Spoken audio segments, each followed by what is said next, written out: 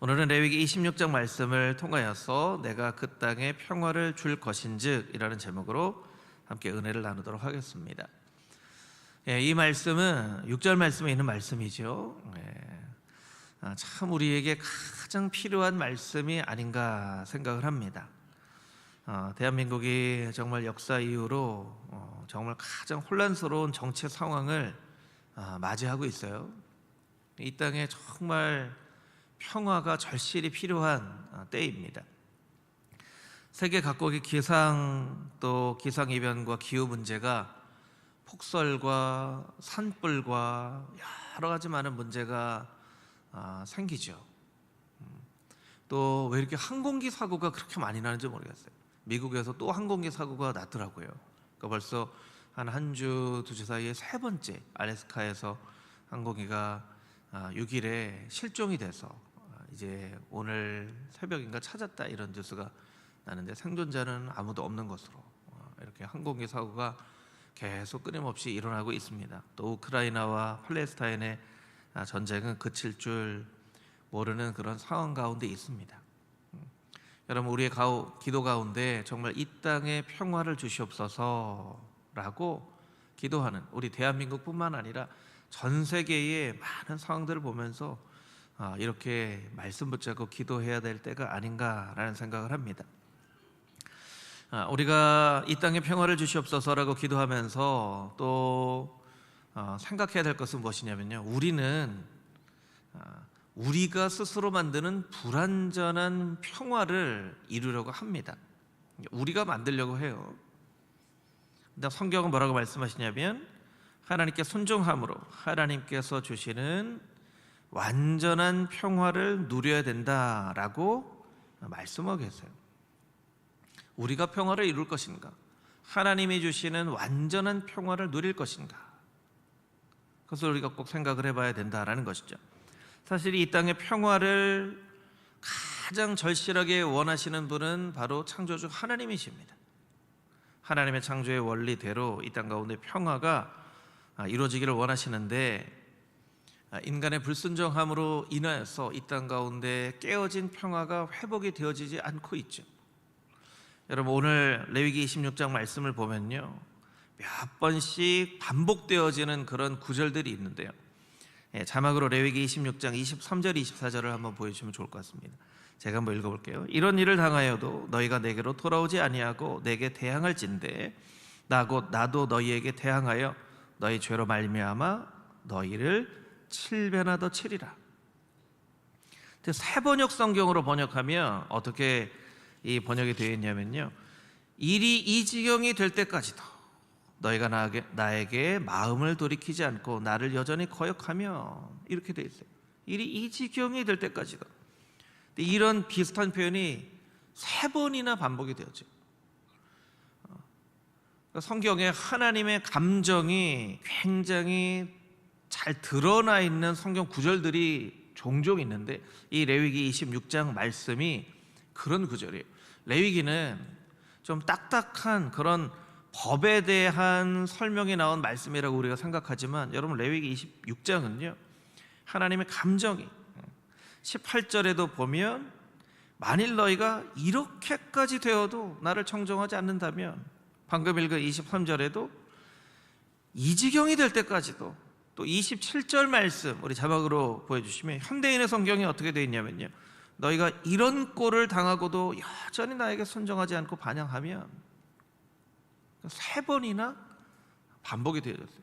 아니, 너희가 이 지경이 될 때까지도, 이런 꼴을 당할 때까지도 나에게 왜 순종하지 않는 것이냐, 왜 나에게 반항하는 것이냐, 대항하는 것이냐.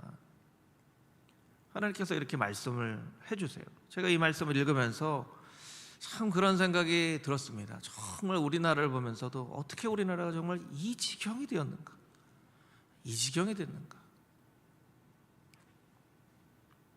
이 지경이 되면서까지도 왜 우리가 하나님 앞에 자복하며 나아가지 않는가. 이스라엘 백성들은 큰 어려움이 있을 때 옷을 찢고 죄를 뒤집어 쓰고 하나님 앞에 나와서 하나님의 도움이 필요합니다. 하나님의 도움이 절실히 필요합니다. 우리를 도와주십시오. 우리를 살려주십시오. 그것이 이스라엘 백성들에게 다시금 하나님께서 주신 은혜의 회복을 이루었는데, 우리는 우리의 삶 가운데 누리는 아주 제한적이고 불안정한 평화가 있기 때문에 일이 이 지경이 되어서도 하나님 앞에 나오지 않는다는 거예요. 우리가 예전보다는 조금 잘 살게 되었죠. 그리고 대한민국의 위상이 굉장히 높아졌습니다. K-팝 문화와 K-푸드, 여러 가지 세상에 영향력 있는, 이제 저도 라떼 얘기할 약간의 자격을 누가 주는 건 아니지만, 나 때는요, 저 때는요, 우리가 팝송을 듣느라고 이해도 못하는 그 영어를 이렇게 불러가면서 노래를 들었는데, 이제는 전 세계에 있는 사람들이 K-팝 음악 듣느라고 한국말로 노래를 부르잖아요. 이런 세상이 되리라고 누가 상상을 했겠습니까? 누가 상상을 했겠습니까? 제가 팝송을 예전에 무슨 의미인지 모르고 이렇게 듣다가 나중에 그 의미를 알고, 이게 이런 가사였어? 사이먼 앤 가펑클이라는 정말 멋진 듀오가 있었거든요. 여러분, 사이먼 앤 가펑클을 아시는 분 있으신가요? 스카브로 페어라는 그런 노래가 있는데, 굉장히 정말 한 편의 시를 듣는 것처럼 그래요. 근데 가사를 보니까요, 그냥 스카브로 시장이더라고요. 그냥 스카브로 시장에 가니까 로즈마리도 사고 뭐도 사고 했다. 그 가사가 보니까 제가 생각했던 그런 가사가 아니었어요. 나중에 가사를 알고 엄청 충격을 받아서, 이게 뭔가 절절한 뭐가 있을 줄 알았는데, 스카브로 시장에 갔더니 로즈마리도 사고 뭐도 사고, 이런 내용이었어. 근데 오늘날에는 전 세계에 있는 사람들이 K-팝 음악을 듣느라고 한국말로 노래를 따라 부르는 이런 시대가 되었어요.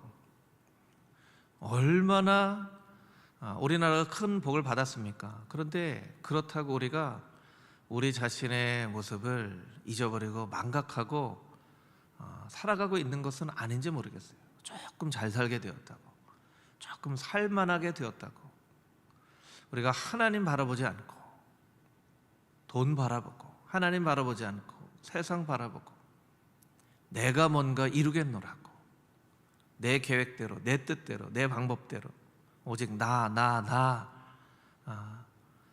이런 삶을 살아가고 있지는 않은지 모르겠습니다. 이 지경이 될 때까지 이런 꼴을 당하고도 너희가 어찌하여 나에게 돌아오지 않느냐. 이것은 오늘 우리에게 들려주시는 하나님의 음성이라고 생각합니다. 여러분, 오늘 말씀을 묵상하면서 우리 가운데 하나님이 주시는 완전한 평화를 원하시는 그 하나님의 마음을 깨달아 알고, 우리가 하나님이 주시는 평화를 우리의 삶 가운데 누리며 살기 원합니다. 그렇게 고백할 수 있는 여러분 모두가 되시기를 주님의 이름으로 축복합니다. 아멘. 6절 7절 말씀을 우리 같이 다시 한번 읽어보도록 하겠습니다. 6절 7절 말씀입니다. 함께 읽겠습니다.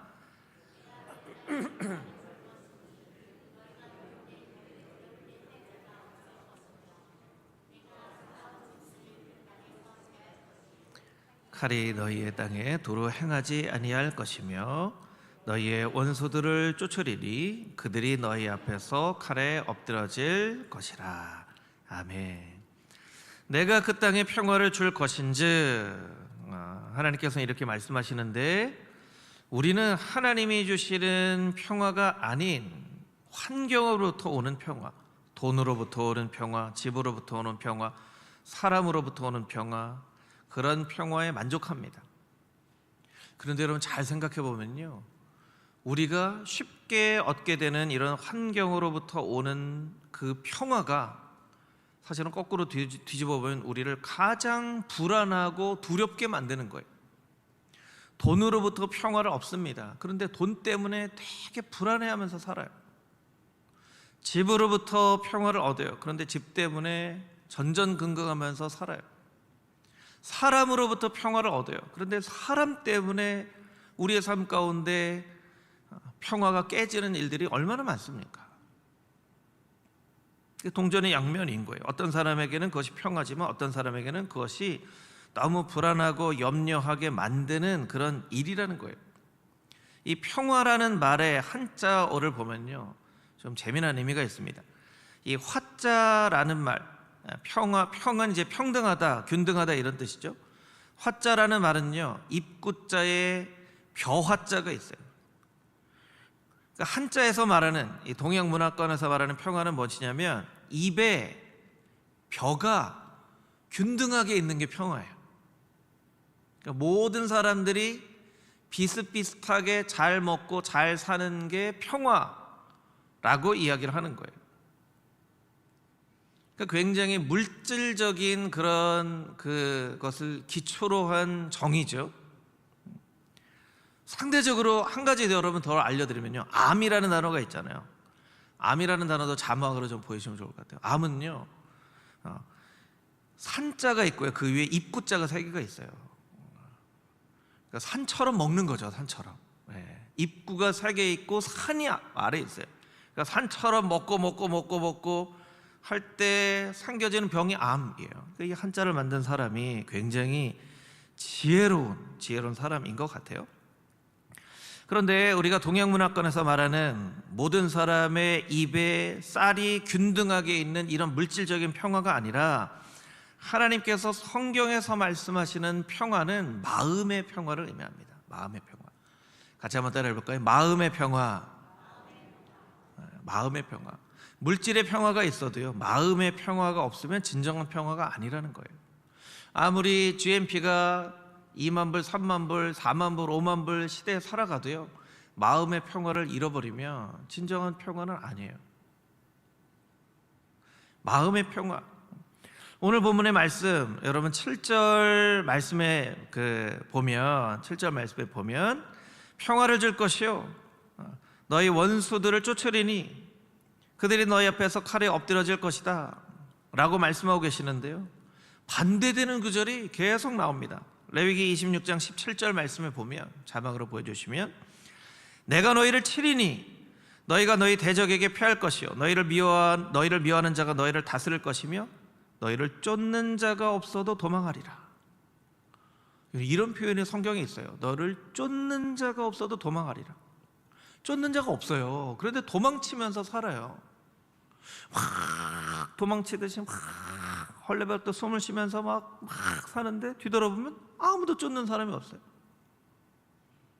또 왜 쫓는 사람이 없는데 도망치듯 사냐는 거예요. 레위기 26장 36절 37절에는 이런 말씀이 있습니다. 이 말씀은 우리 한 목소리로 같이 읽어보도록 하겠습니다. 너희 남은 자에게는 그 원수들의 땅에서 내가 그들의 마음을 약하게 하리니 그들은 바람에 불린 잎사귀 소리에도 놀라 도망하기를 칼을 피하여 도망하듯 할 것이요 쫓는 자가 없어도 엎드러질 것이다. 그들은 쫓는 자가 없어도 칼 앞에 있음같이 서로 짓밟혀 넘어지리니 너희가 원수들을 맞설 힘이 없을 것이요.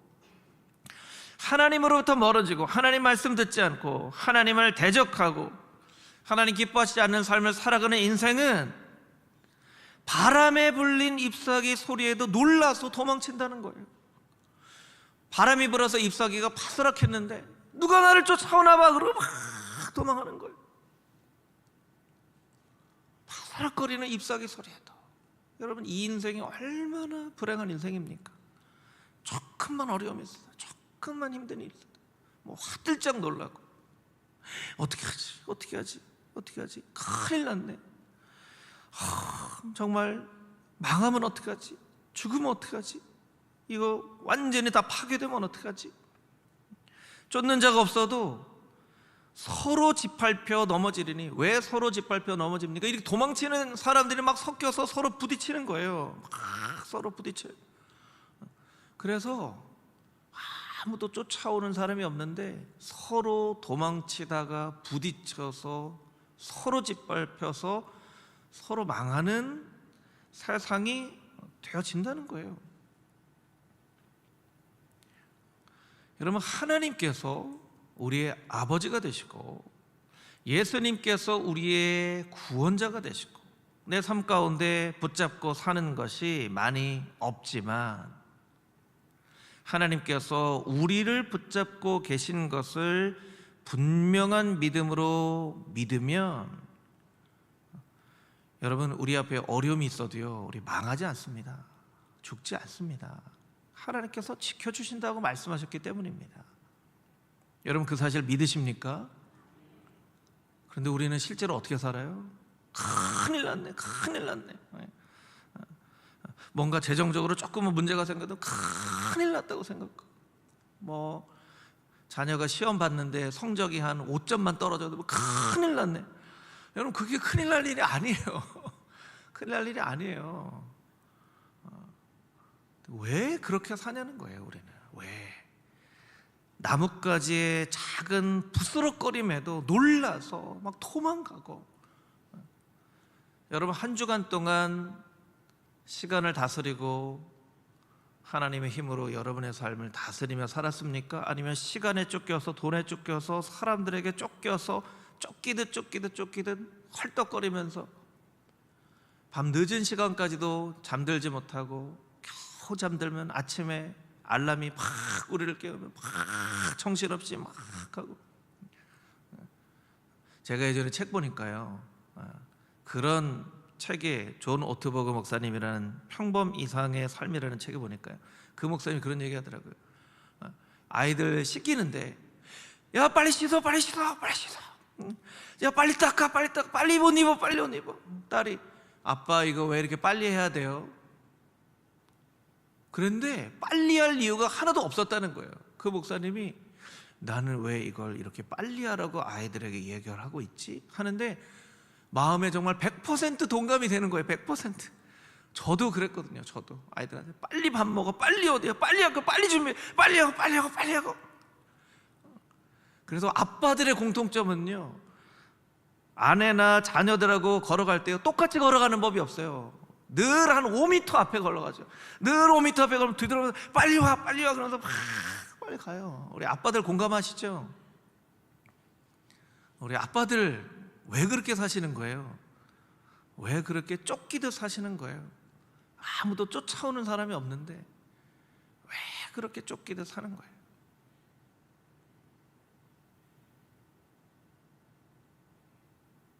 여러분, 이 말씀이 나의 삶의 모습을 정확하게 나타내는 그런 말씀이 아닌가 생각해 봅니다. 바람에 불린 잎사귀의 소리에도 놀라서 도망하듯이 그렇게 살아가는, 평안을 잃어버린 그런 삶을 살아간다는 거예요. 하나님의 평안을 성경에서 처음으로 설명하고 있는 말씀은 사사기 말씀입니다. 기드온이 하나님의 사자를 보고 내가 하나님을 봤기 때문에 내가 죽겠습니다 했는데 하나님께서 기드온을 살려주시죠. 그래서 기드온이 제단을 쌓고 그것을 여호와 살롬이라고 이야기를 합니다. 사사기 6장 22절에서 24절 말씀인데요, 24절 말씀만 제가 한번 읽어드리면, 기드온이 여호와를 위하여 거기에 제단을 쌓고 그것을 여호와 살롬이라고 하였더라. 하나님이 나를 살려주셨습니다. 평안.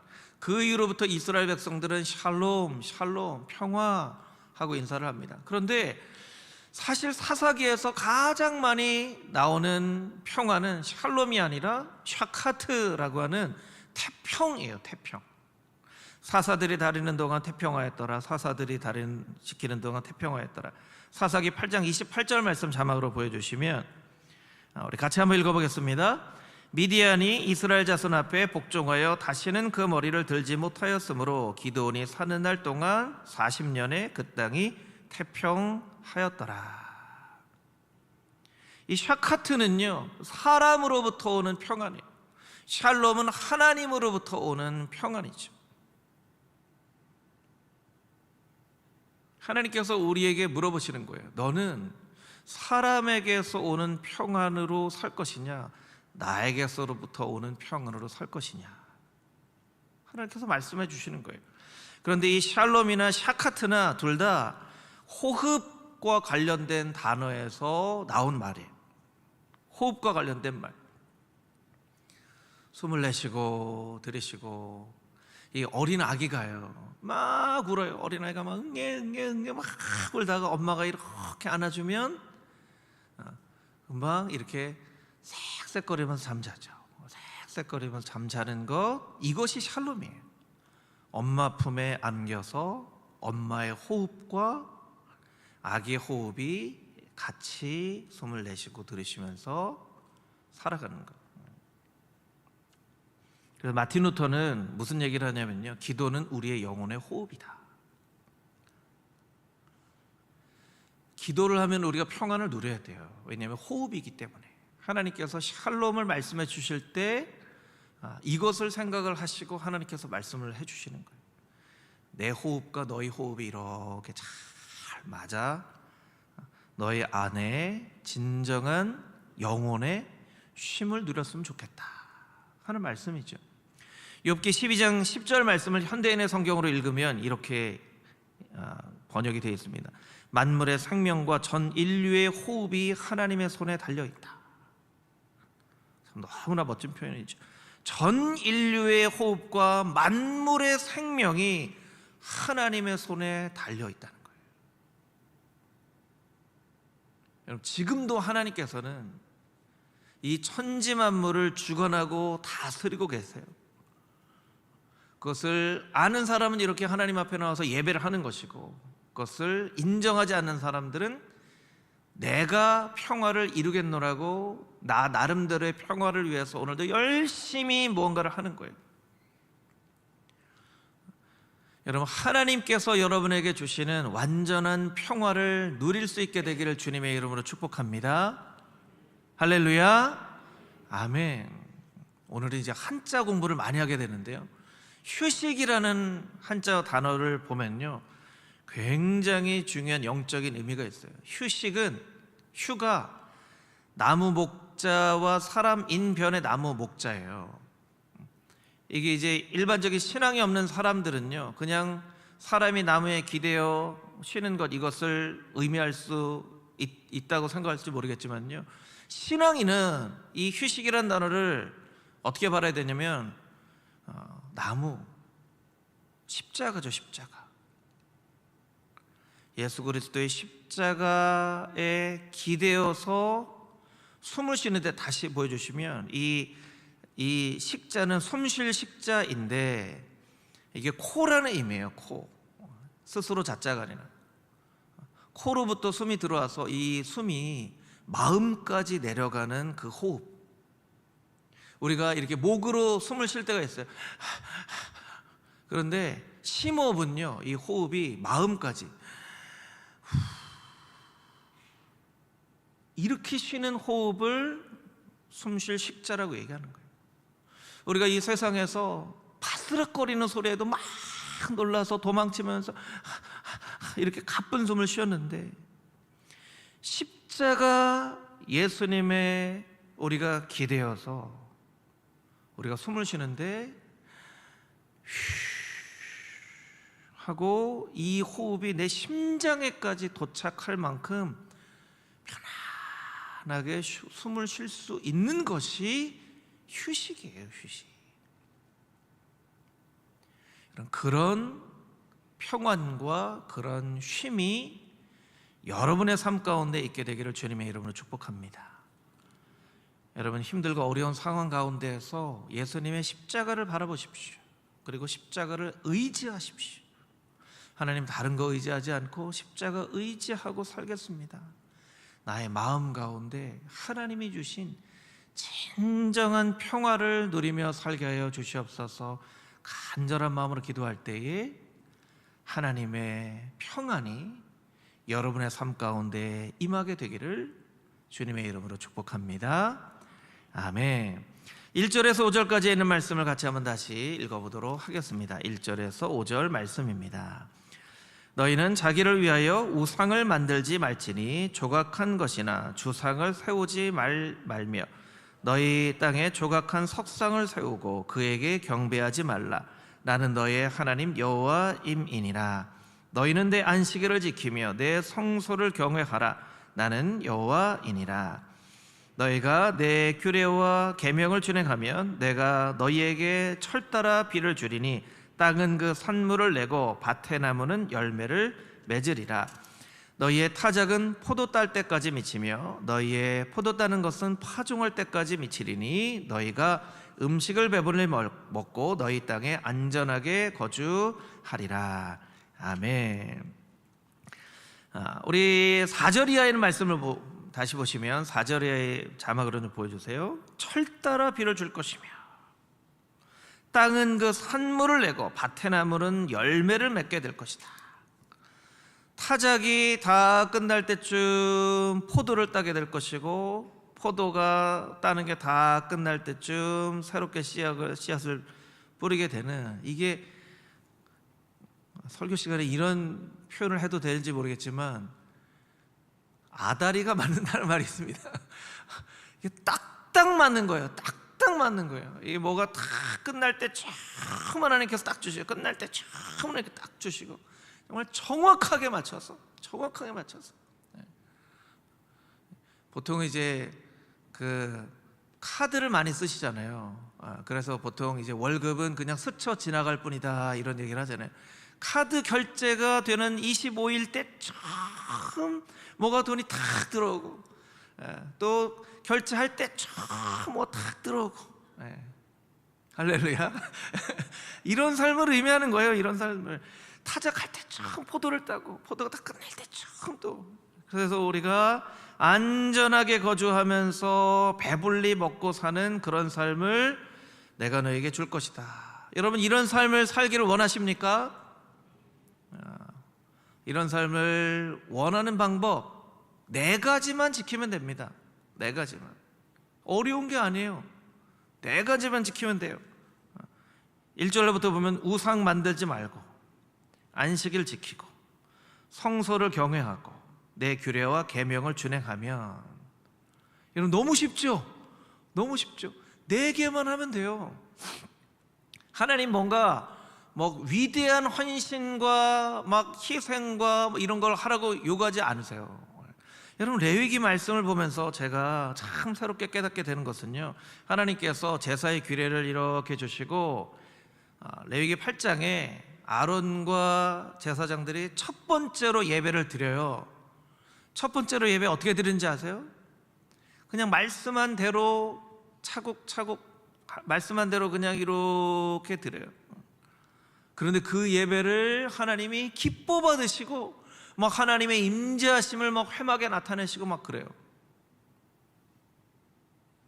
우리가요, 뭔가 예배를 드릴 때 뭔가 정말 무슨 세상에 무슨 쇼처럼 그냥 깜짝 놀랄 만한 무슨 이벤트와 이런 걸 해야 하나님이 야, 오늘 예배 잘 받았다 이렇게 하실 거라고 착각하는 거예요. 하나님은요, 말씀에서 정하신 대로 그냥 딱딱딱딱 맞춰서만 예배를 해도 하나님이 그 예배를 기뻐 받으신다는 거예요. 우리가 하나님 앞에 너무나 기본적인 우상 만들지 말고, 안식일 지키고, 성소 경외하고, 계명과 규례를 지키기만 하면 이 모든 하나님의 축복을 우리에게 주시겠다고 말씀하시는데, 우리가 이걸 못 지키는 거예요. 이걸 못 지키는 거예요. 그리고 이걸 못 지키고 엉뚱하게 다르게 하나님 앞에, 하나님 마치 부모님의 말씀은 거역하면서 부모님 앞에서 뭔가 이렇게 재롱자취하는 그런 자녀들처럼 살아가는 거예요. 우상 만들지 말라는 건 무엇입니까? 신명기 4장 16절 말씀에 보면요, 그리하여 스스로 부패하여 자기를 위해 어떤 형상이든지 우상을 새겨 만들지 말라. 우상은 무엇이냐면 나를 위해서 만드는 게 우상이에요. 여러분, 우리가 하나님을 위해서 존재하는 것이지 하나님이 나를 위해서 존재하는 게 아닌데, 우리는 마치 하나님이 나를 위해서 존재하시는 분인 것처럼, 마치 알라딘의 램프에 나오는 소원을 들어주는 지니와 같이 하나님을 자꾸 이용하려고 해요. 내가 힘들 때만 하나님 찾고. 여러분, 하나님이 이용하려고 하는 게 우상입니다. 그런 신앙은요, 하나님 앞에 예배해도 하나님을 우상처럼 섬기는 거예요. 안식일 지키라는 것이 무엇입니까? 여러분, 안식일은 시간이 아니에요. 안식일은 관계예요. 관계. 하나님이 아담과 하와를 만드시고, 너 이날은 나랑 좀 시간 갖자, 그래서 이날 시간 좀 빼놔, 이런 거예요.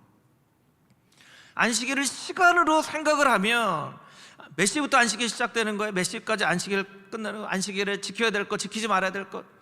여러분, 이것은 그냥 방법일 뿐이고요. 왜 하나님께서 안식일을 주셨냐면 나하고 좀 충분히 좀 시간 좀 갖자, 시간 좀 빼놔. 여러분, 우리가 누구랑 만나려면 시간을 빼놔야죠. 그게 안식일이에요. 우리가 안식일을 시간으로 놓으면 하나님 앞에 예배하는, 이렇게만 예배 드리고 나머지는 내 마음대로 살고 그냥 예배만 잠깐 도장 찍듯이 하고 나머지는 내 마음대로 살고, 그게 아니에요. 하나님은 만나자는 거예요. 우리를 만나자는 거예요. 내가 너랑 좀 만났으면 좋겠다. 그래, 바쁘게 사는 거, 그래, 바쁘게 살아야지. 그런데 그렇게 바쁘게만 어떻게 사니? 나랑 좀 한번 만나자. 너 이날은 꼭 시간 빼놔. 여러분, 정말 중요한 사람, 친한 사람 만날 때 5분 빼놓고 10분 빼놓고 그렇게 만나지 않잖아요. 친한 사람은요, 1시간이 아니라 밥도 먹고 커피도 마시고 얘기도 충분히 하고 한 3, 4시간 얘기하고 헤어질 때 뭐라고 하면서 헤어져요? 가면서 내가 전화할게. 충분히 3시간, 4시간 얘기하고 가면서 내가 전화할게. 그게 정말 친한 사람이잖아요. 왜 하나님하고 그렇게 못 만나는 거예요? 우리는 왜 예배를 드리면 예배가 그렇게 지겹고, 성경을 읽으면 성경을 숙제하듯이 빨리 끝내고 싶고, 왜 세상에 텔레비전이나 유튜브를 볼 때는 막 즐겁고 기쁜 것 같은데 성경을 읽거나 성경을 암송하거나 그러면 이것이 너무나 숙제 같고 빨리 끝내야 될 것 같고, 왜 그렇게 신앙생활을 하냐는 것이죠. 여러분, 안식일은 관계라는 것 여러분 꼭 기억하십시오. 너 좀 만나자. 나랑 좀 만나자. 성소를 경외한다는 건 무엇입니까? 성소는 이스라엘의 회막의 늘 중심에 있었던 거예요. 중심. 성소가 의미하는 것은 무엇이냐면 하나님이 여기에 우리와 함께 계시다는 의미예요. 저를 따라서 해보겠습니다. 하나님이 여기에 우리와 함께 계시다. 하나님이 여기에 우리와 함께 계시다. 성소를 경외하라는 것은 이 건물 섬기라는 게 아닙니다. 하나님이 이스라엘의 중심 가운데 늘 계신 것을 잊지 않고 기억한 것처럼, 하나님이 우리의 삶의 자리에서 우리의 가정의 중심에 하나님이 계시고, 하나님이 우리의 직장의 중심에 계시고, 삶의 자리의 중심에 계시는 것을 잊지 않고 살아가라 하는 말씀이에요. 계명과 규례를 준행하라. 그러면 이 모든 복을 너에게 줄 거야. 하나님 말씀하시는데 이걸 지키지 못하는 거예요. 이걸 지키지 못하는 거예요. 여러분, 이사야 1장은요 하나님이 어떻게까지 말씀하시냐면 이렇게까지 말씀을 하세요. 이사야 1장 10절, 너희 소돔의 관원들아, 이 소돔 관원들 아니에요, 이스라엘 백성들이에요. 소돔의 관원들아까지 얘기합니다. 여호와 말씀 들을지어다. 너희 고모라의 백성아, 우리 하나님의 법에 귀를 기울일지다. 말씀 좀 들어라, 귀 좀 기울여라. 11절에 보면요, 여호와께서 말씀하시되 너희의 무수한 재물이 내게 무엇이 유익하겠느냐? 너의 순양의 번제와 살찐 짐승의 기름에 배불렀고 나는 수송아지나 어린 양의 순염소의 피를 기뻐하지 않는다.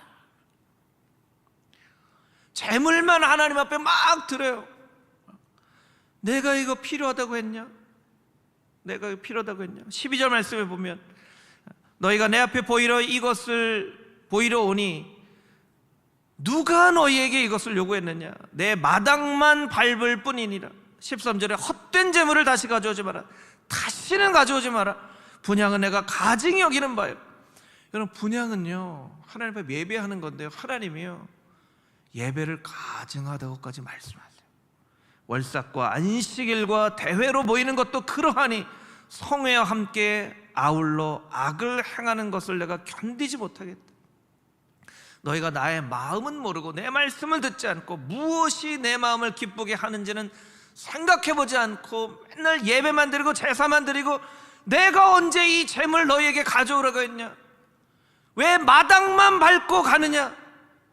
왜 마당만 밟고 가느냐? 여러분은 왜 마당만 밟고 가십니까?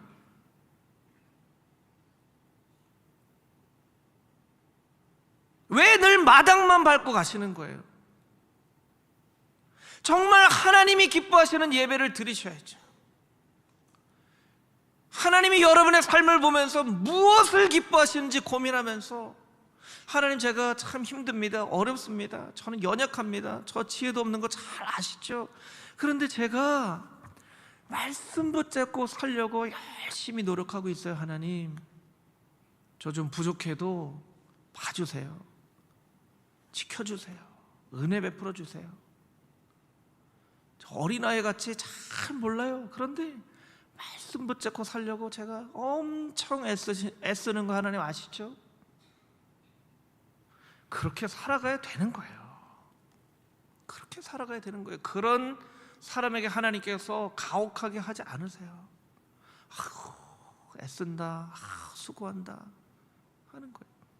하나님 말씀도 잃어버리고 말씀도 사랑하지 않고 마당만 밟고 가면서 하나님 앞에 예배했다고, 하나님 앞에 이렇게 헌금했다고, 하나님 앞에 이렇게 드렸다고. 하나님이요, 얼마나 화가 나셨으면 너희의 안식일과 대회로 보이는 것, 성회로 보이는 것 내가 가증하게 여긴다라고까지 말씀하시는 거예요. 그러니 우리의 마음 가운데 평화가 없죠. 그러니 우리의 마음 가운데 평화가 있을 리가 없습니다. 하나님은 우리에게 믿음으로 살라고 말씀하셨는데 우리가 막연한 기대로 살아요. 잘 되겠지, 잘 되겠지, 잘 되겠지. 믿음으로 사십시오. 막연한 기대로 살지 마십시오. 잘 되겠지, 잘 되겠지 하면서 살지 마십시오. 여러분, 신앙에는 결단이 있어야 되잖아요. 결단이 있어야 돼요. 하나님 이렇게 살겠습니다. 여러분, 결단을 하십시오. 말씀대로 살겠노라고, 말씀을 붙잡고 살겠노라고, 안식일을 잘 지키겠노라고, 하나님이 우리의 삶의 중심에 있는 것을 잊지 않고 살겠노라고 여러분 결단하십시오. 왜 언제까지 그냥 똑같은 예배의 자리에 똑같은 마음으로 마당만 밟고 가실 것입니까? 제가 설교를 준비하면서 짧은 영상인데요, 이거 여러분 잘 보셔야 돼요. 짧은 영상인데 청소년 아이들이 교복을 입고 찬양을 하는데 이 짧은 영상이 막 울컥하는 마음을 줄 정도로 감동이 되더라고요. 이 아이들이 뭘 알고 이렇게 고백을 할까? 뭘 알고 이렇게 고백을 할까? 청소년 아이들인데 찬양으로 고백을 하더라고요. 영상을 같이 잠깐 보시겠습니다.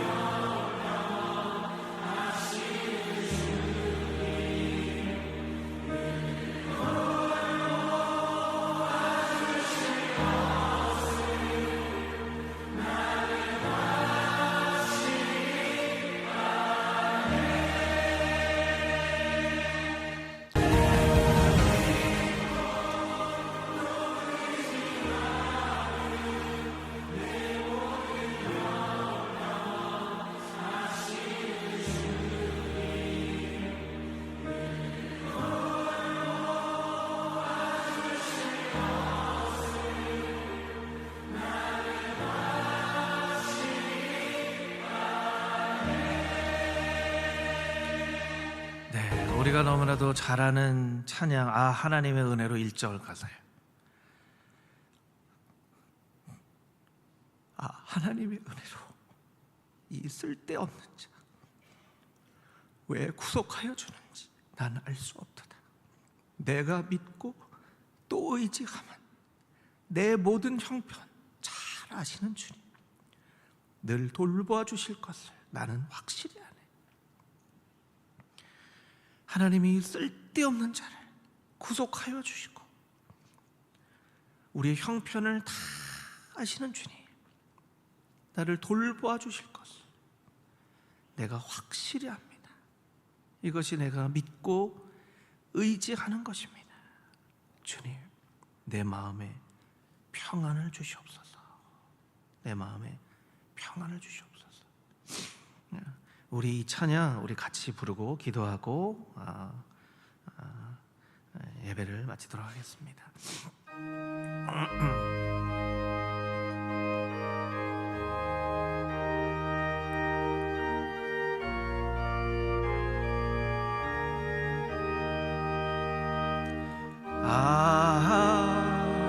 하나님의 은혜로 있을 데 없는 자 왜 구속하 주는지 난 알 수 없도다.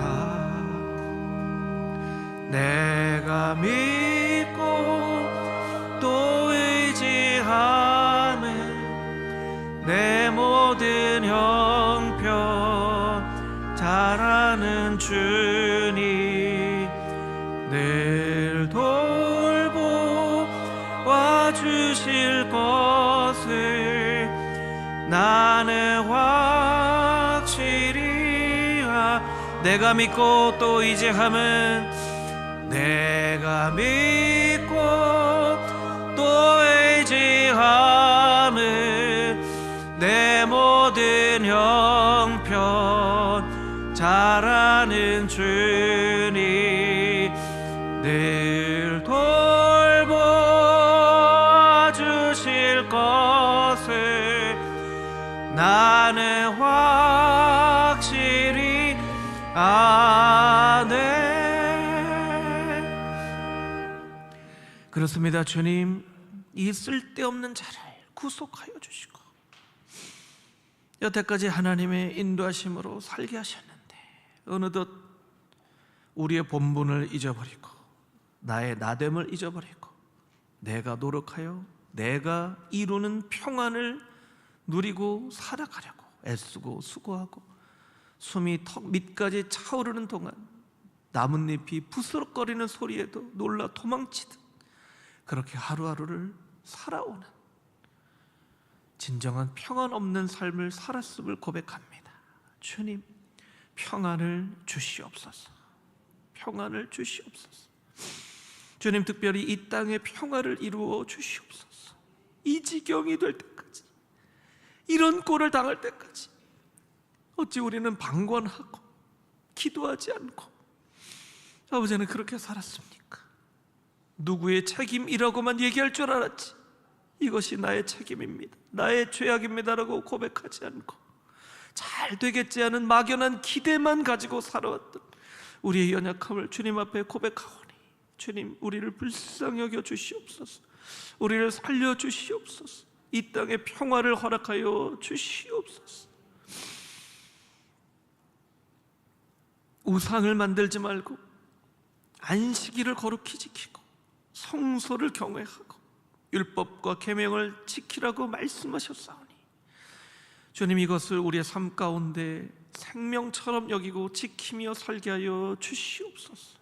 하나님이 주시는 복과 은혜를 누리며 살아가는 하나님 거룩한 백성들 되게 하여 주시고 오직 예수 그리스도의 십자가에만 기대어 숨쉬며 살아갈 수 있는 존재인 것을 잊어버리지 않고 살아가는 하나님의 거룩한 백성들 다 되어줄 수 있게 하여 주시옵소서. 예수 그리스도의 거룩하신 이름으로 기도합니다. 아멘.